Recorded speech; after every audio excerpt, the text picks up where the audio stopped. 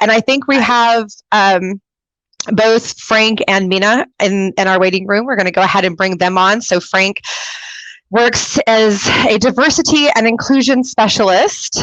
I'm very excited, very excited to have you on with us today. This is such an important topic. It really is. Let's go ahead and bring Meena on as well. Where's Meena? There she is. Oh, Meena, we got to move you a little bit. We can only see half your head. There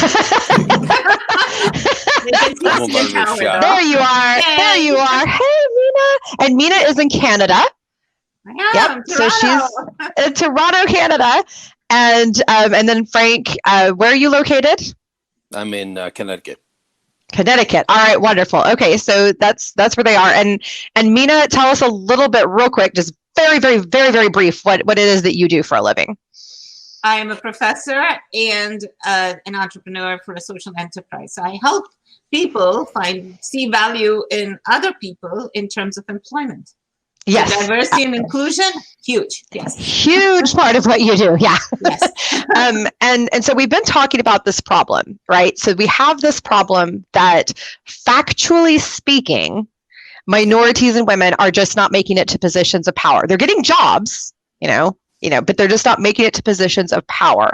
And again, I just want to hash through these numbers real quick. So I always hear this ridiculous statistic and it drives me bonkers. Like, well, this race is lazy. That's why they don't have this. Okay, so let's clear this up real quick, white people. All right, we're going to put you back down in your place. So the group of people that participates the most in the workforce by percentage is the Hispanic people. Okay, they are number one by a few points, by several percentage points. Percentage wise, the Hispanics will participate more than the Asian population, again by percentage, and then the white and black populations are basically tied. There are a couple of like the fractions of a percent off from each other in participation. So these are, everybody participates equally. Women participate just as much as men do. Women make up over 40% of our workforce, but holds, less than 7.5% of executive level jobs. Yep. Minorities hold just under 4% of executive jobs. So there's a problem here. And when white males only make up 37.5% of our workforce, there's a problem that they're holding most of the power positions. And white guys, I'm not saying we don't value you. Okay, you're great, wonderful, but we've got to keep this going. So we know the problem. So it's not happening. We're not getting to that point. We've discussed earlier in the show that education doesn't matter, right? That even when there's equal education, there's still a big disparity in wage gap and in positions.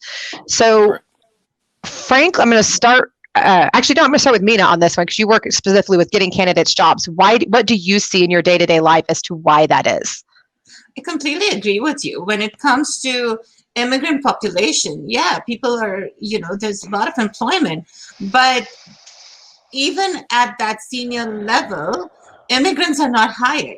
And they're like, oh, but we hire immigrants. Yeah, you're looking at immigrants and you're hiring them at, junior to entry level to mid-level positions. But what about the senior positions? Well, they don't have Canadian experience. Well, it's against the law to say those things. So I think there is those systematic biases which come into play. And when I say that, I specifically want to say, pay attention to the words that are used over here. Right?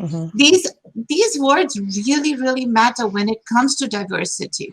There are organizations that are doing absolutely fantastic, right? And increasing, but even there. So I was really enjoying your conversation with Mervyn over here, where you guys were talking about white men, white women.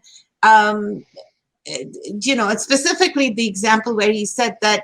I think it was your sister who said that, but one of you said that companies do not even realize that they are so white heavy. Yeah, they don't. They don't at all. So they know, trust me. So, some do, and some really just are kind of like, I've seen both. And Frank, what's your experience with that? Because you and I have kind of gone into your story. So here's the question. If in HR you have white females hiring or white males hiring, how are you going to bring somebody who does not look like you into the fold? That's been the big problem. You're not giving these people opportunities. When you're saying, oh, we need somebody in diversity who has 5 or 10 or 15 years experience, you're already disqualifying that person. There have been resumes. I had to retweak my resume, but if I put Frank Claudia Emmanuel Jr., holy crap, check the box here. You're Hispanic. I'm not going to hire you. Let's not be, you know. And how do you know that? Let's put this out there. You're not just saying that. You did an experiment. I did actually with through this. Cornell. Yes, I did. And what I did was actually I applied to the same 4 companies. I put it down as my legal name, did not get a call back, and then Not a single call. and changed it, changed my name a little bit, and I got a call back for an interview. To make it seem more Caucasian, to make it seem Correct. more white, and then you got called back. White. That's correct. Also, I had to change some things like the organization I do. So if I'm an alpha, I took alpha off my thing because alpha is going to put me down. They say you're part of an Latino organization, so I took that off. I deal with domestic women's group to help them out. I took that off. I basically made it as white as possible, and all of a sudden I got it in the door with an interview. Wow. Same. I had to basically retool myself, rebrand myself in a way so I can get in the door. I also have a disability, which is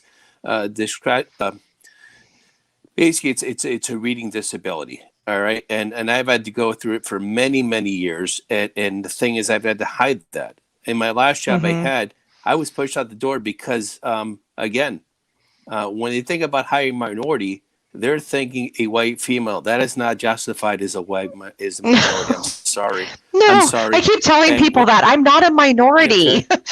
And also the big thing too is what you said about companies don't know.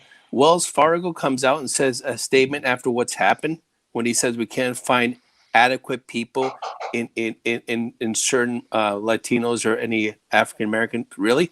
But you're not looking at African American schools or Latino schools. You're not looking at community colleges.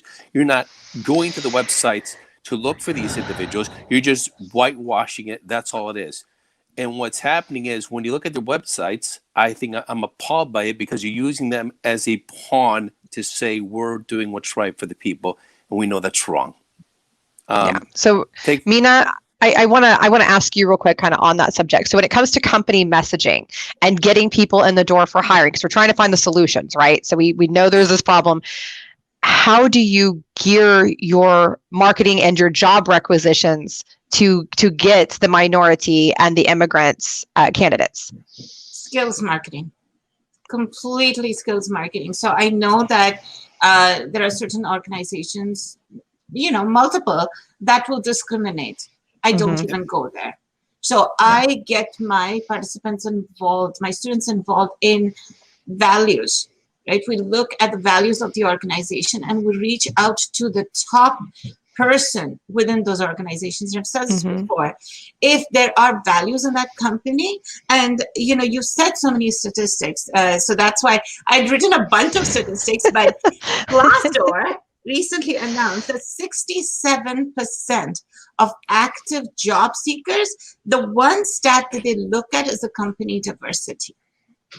Wow. Is the company diverse enough, workforce diverse enough? So 67% of people care about the diversity in a workplace. Definitely. So that's something to hear. We, I hide the name and I hide the background and I say this person has these skills and you're working on these projects and these skills are what you're looking for. Let's do an informational interview.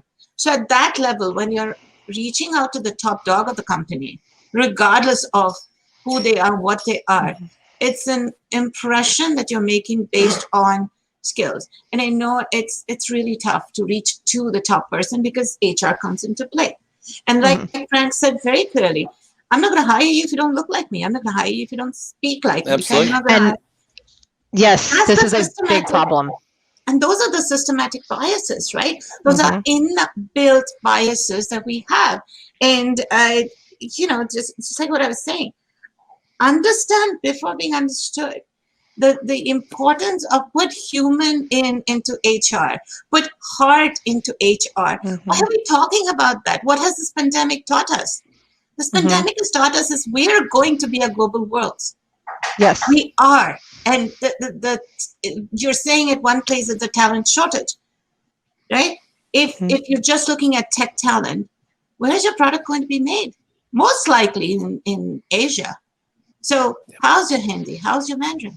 Right, exactly. Right. And it's about having the new perspectives and growing. And I love that you talked about skill-based hiring. That's actually, I think you know this, I'm building out a product that's what it does. It's an applicant tracking system that only shows the skills, the talents, the reliability, no dates, by the way. It just talks about reliability and things like that to focus it on what actually matters. So Frank, you had a comment about that. So think about this. There was a study done at Carnegie Mellon for people interviewing for positions on Broadway as musicians, okay? And they found out that 90% of the time, if a male walked on the stage, he would get the job before the female. They decided to put a curtain in front of them so you wouldn't know it, and they actually muffled the sounds of their shoes so you didn't know if it was male or female. And the numbers, ladies, went up from 10% for women to over 60% getting hired. Just based on, again, the curtain and making sure you couldn't hear what kind of shoes they were wearing. Right. But to Meena's point, though, the thing is also they're not going to hire somebody. I've actually had people myself say to me, Frank, I've had to change my hair color. Oh, I'm serious. Blonde. Oh, yeah, the ageism. Yeah, that and ageism as well. I'm talking about, but to me, the big problem in HR right now, and Meena will tell you this to me, you know it too, is that I'm sorry, I'm not a 5'2" white lady with blonde hair and brown eyes. Me neither. Blue eyes. That's it. But let's look out there. That's right. Still white. You know what? Right. I know. But they're hiring that, so they don't see themselves. That's true. And they don't see it. You know, again, I'm not 110 pounds. That's what's happening. And then companies wonder why what's going on. I'm sorry. There's so many types of discrimination and ageism, which I thought that's where you're going, but you weren't. And you made a good point too. The good looking does matter in hiring too, by the way, but that's a whole other show that we're going to do. But, that's good. But ageism is so real.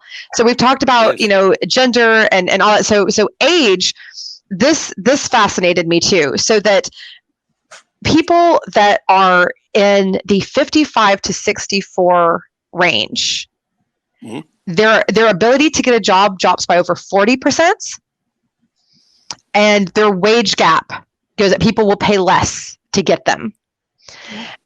And it's this devalued, especially women. It's way worse with women than with men. Women, we have it's about 25% gap between what a man in the same 55 to 64 range can make. Women just plummet at that age. Like people just do not perceive that we have worth past the age of 55. But men too, it does go down for men as well too. And it's this weird, I don't understand that. Like, wouldn't you want somebody that's been there more? They have more experience. Why would you suddenly just devalue them in that way? That makes complete zero sense. Why do you think that is? They're saving on the bottom line. And Meena will say that. So most people, they're not investing in their people, and they're only being there 2 or 3 years. And then all of a sudden, they're going to go outside instead of grooming people inside. This is a big problem. But I talked to one of my colleagues in Florida and said, listen, I'm down here in Florida, and my value went up because all of a sudden I have the talents, and they don't have the talent here. And she's in Fort Lauderdale. And the thing is, it's different talent bases across the country. They're going to hire more consultants, so they don't have to pay your benefits, stuff like that. But again, it is mentoring, as Meena would say, and they don't want to invest in that. They don't want to invest in any of those things that keep people there. And with this remote work environment, they're saving on costs. And at the end of the day, who sacrifices? We do as people. And I'm looking at my stuff. You're not going to get into the C-suite because if you're not part of the group, you're not. And there's also been a good statistic also, I'll tell you right now, and you could look up the data. I think it's 20 to 30%. If you're an African-American individual or Latino who's in the C-suite, you will not bring your own type with you because you're with the boys right now, and I'm not going to bring my own type. The people that would do that, and I know that's for a fact, that's why I shout out my Latinas, is because they stand up for what's right. That's it. The men will not do that. That's true. Actually, women are more likely to stand up and say this is wrong. That is true. Women are, and to bring more of their own, and minorities as well. I always get more employee referrals from minority people. I don't quite understand why that is, but it's true. I get more employee referrals from minority people. Meena, do you see things like that? I completely agree. I also wanted to point out, when you're talking about ageism, 65% of new businesses are being started. So 65% entrepreneurs are under the age of 30. Yes. And they are not comfortable working with somebody over the age of 50. It's like, I don't want to work with dad or mom in the office, because we become at that, we come with that experience. So there is that discrimination also happening. So as real as ageism is, experienced people are now becoming more mentors. So going to what Frank was saying, is the social enterprise that I run, Destination CEO, is about mentoring newcomers. And there is no age gap. There's I have a 25-year-old mentoring a 50-year-old, right? Yeah, it just depends on what they need. Exactly. Because it's skill-based. But in the workforce, people are not looking at that. They're like, oh, this person has too much experience. And automatically it gets to that age thing. If I'm going to hire this person, I'll have to pay this person a certain salary. Right. Well, and it's also that people have this odd idea that older people are slow. And it's just true. silly. I agree with you. They definitely think that, but it's lunacy. I tell people I have a father-in-law that can run circles around me. I just taught my 84-year-old grandparents two different brand new technologies while they were here that now they can just fly through. And I myself have trained multiple people over the age of 55 how to join a whole new industry and learn recruiting and all of that. And they excelled. So that was learning a whole new industry, not even just changing over to a new position within the same realm. Ageism is silly. I'm just going to put that. That's one of the dumbest. I want to congratulate you, Catherine. Sorry, I just want to congratulate you on that, because recruitment is one industry that age and experience matters big time, because you have the experience of recognizing the talent in people that perhaps many a times somebody without experience will not have. And that's when you're working with a recruiter, a senior recruiter, experienced recruiter versus a new recruiter, you can immediately see the difference, right? The kind of someone who actually knows what they're doing anyway. Someone who's book smart and someone who's experience smart. Yeah, there's a big difference. At home too. I think you hit the nail on the head, Catherine. So you're teaching multi-generations at home. Meena, we're having multi-generations in the house.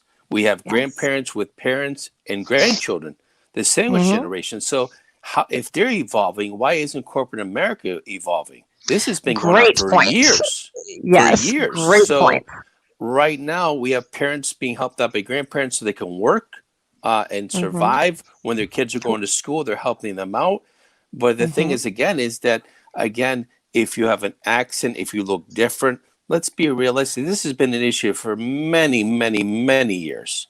And the thing is that we expect the politicians to fix it. They're not. It's got to go from the bottom up, not the top down. Inside. And that's 100%. That's a great tie-in, Frank, to my next guest. Thank you very much, you guys, for coming on today. You guys were wonderful. I really enjoyed having both of you. We'll have you on again to talk about this, because I have so much to say about diversity and inclusion. Have a wonderful rest of the day, guys. Bye. Thanks a lot. Take care. Bye.